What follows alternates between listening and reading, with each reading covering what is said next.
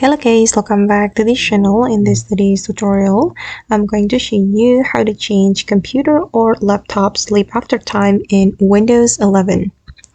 Okay, let's get into it guys. Here I have opened my laptop with Windows 11, and first of all we need to go to our setting. I'm going to click on the start menu or this Windows icon, and then I'm going to select settings. Okay, in the settings we need to go to the system. Alright, and select the power and battery option right here, and go to the screen and sleep.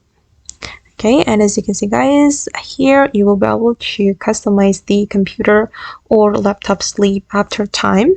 And for instance, I'm going to change this one on battery power, put my device to sleep after, for instance, 3 minutes, and I'm going to change this one as well on battery power, turn off my screen after, I'm gonna select 2 minutes.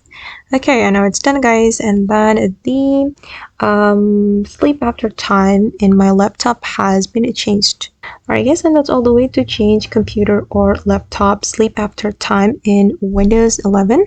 I hope this video will be useful for you. Thank you so much for watching, and if you found this tutorial useful, don't forget to like, comment, share, and also subscribe to the channel. See you in the next video.